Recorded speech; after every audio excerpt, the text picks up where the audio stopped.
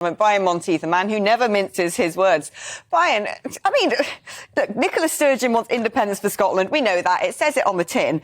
But why is she doing this now? There's a cost of living crisis. Heaven forfend, Russia is testing our mettle. And there she goes, sabre-rattling over Scottish independence. What's she up to? Well, the whole thing for Nicola Sturgeon is actually to keep her troops happy.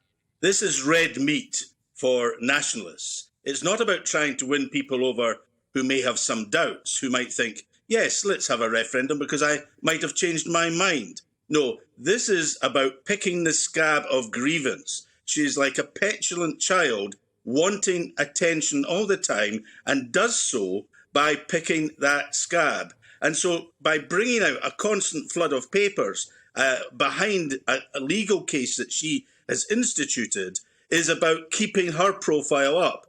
Ultimately, she cannot deliver the referendum. She knows this, but she needs to look like she's trying to do it.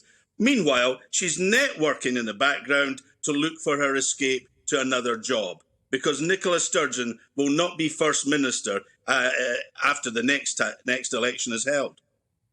I mean, there are some pretty astonishing scenes in Prime Minister's questions yesterday of two MPs from the Alba Party, Alex Salmond's sort of rival outfit, his breakaway group. Is there really an appetite right now, do you think, in Scotland for this debate to be taking place? Or is everyone too busy worried about nuclear war and how they're going to put their heating on?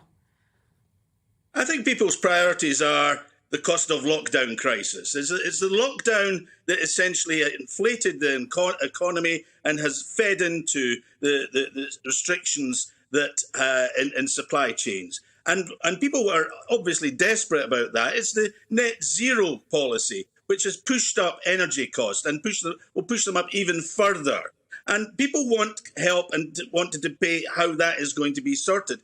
What they're not interested in is a referendum. And polling of nationalists, of SNP supporters, even shows it's not a priority for them. As I say, you come back to it, it's all about the petulant child that is Nicola Sturgeon picking the scab of grievance so that she can maintain herself in the headlines.